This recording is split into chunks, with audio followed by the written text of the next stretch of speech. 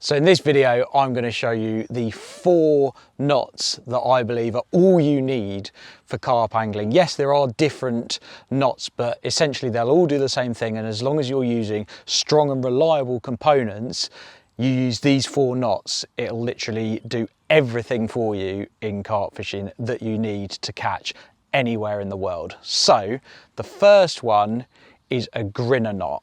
So this is pretty much a knot for joining either braid or mono to a fixed object, whether that's a fixed leader, a hook, a swivel.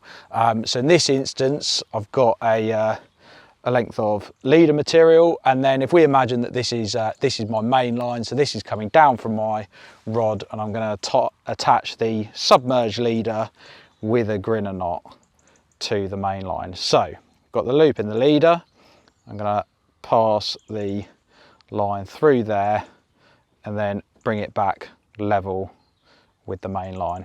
Then create a big loop and pinch the sort of 3 parts of line together, and then I'm going to take the tag end through the loop and over the line. With this thick mono, I'm going to do it 4 times. If you're using a slightly thinner mono, then I'll do it 5 times. So pull it relatively tight together, then always moisten your knots with just a little bit of saliva, then tighten it down, and that is not going anywhere. Like I say, as long as you're using strong and reliable components, your knots shouldn't be slipping if you're tying them like this. Right, moving on from a Grinner knot is a knot to attach 2 lengths of line together. So if you're using a shock leader, for example, you want to obviously attach your shock leader line to your main line. I use a back-to-back Grinner, so it's basically an extension of that knot. So if we imagine that this orange Exocet is our main line, and then this submerge in 40-pound is our shock leader.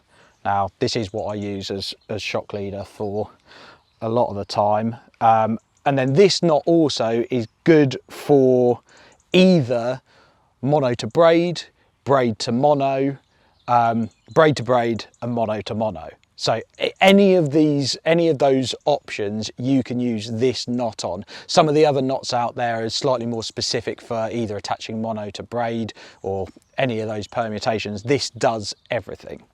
So firstly, you've got your two lines, your main line and then your leader material, and you put them parallel against one another.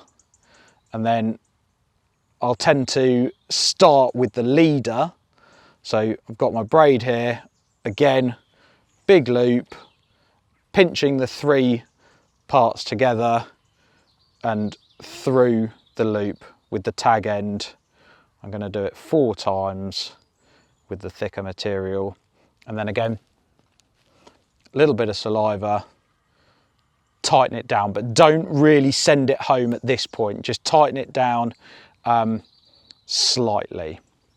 And then we flip it round and we do the same with the main line. So the orange main line, we're doing exactly the same, but this time I'm going to go through the loop 5 times. Like so. Moisten it down, pull it tight, and then you grab the main line and the leader and you want to pull it so that they slide down together like so, and that has formed a really, really strong leader knot. And then you trim off the 2 tag ends. Obviously these 2 tag ends, you just trim them off nice and neat, which I will do when I get my scissors out. So I'd still leave maybe a couple of mil on each end,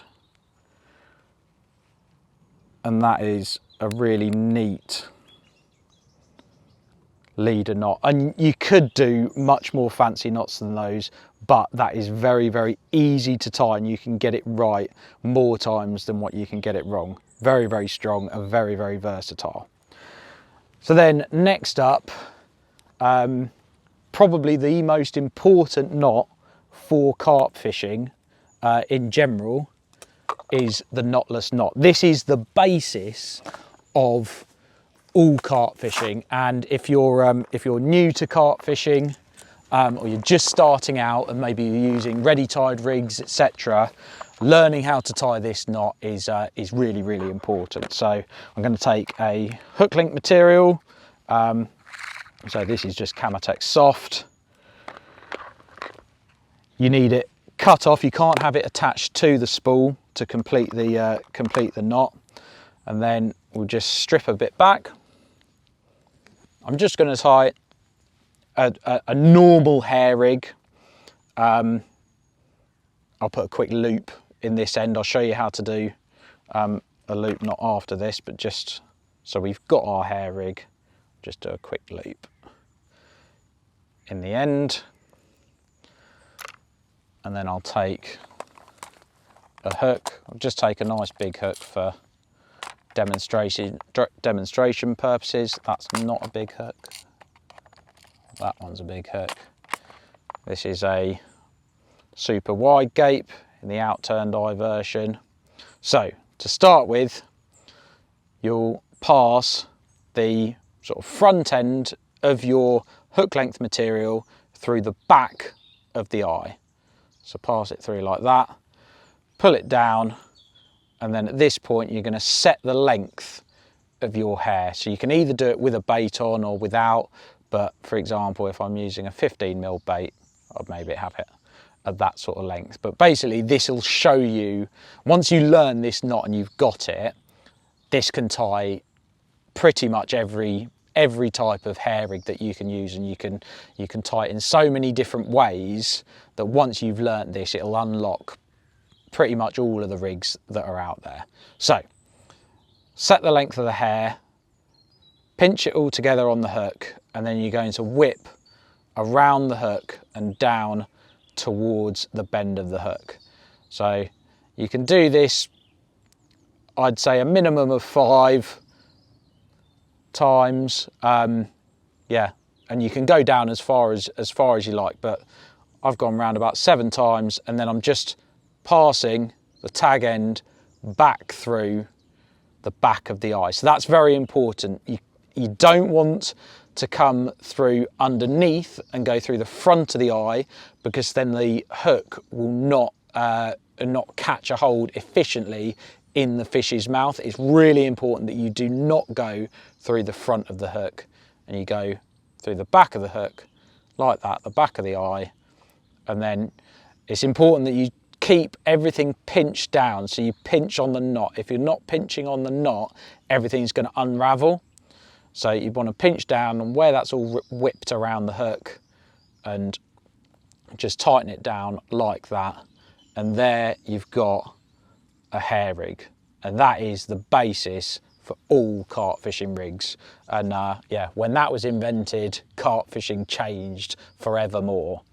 And then finally, just to finish this rig, I'm going to show you a figure of 8 loop knot. Now, I use this pretty much for attaching all of my rigs. I use a quick change swivel on my lead systems, and so a loop knot is important to attach to that quick change swivel. Now, some people will use just a simple overhand loop, but I've found for all different types of hook link material that the figure of 8 is the strongest, and there's no sort of variation in the strength when you're using different hook link materials. So I like to use the same knot all the time, which is that figure of 8 loop. So again, you're forming a loop in the material like so.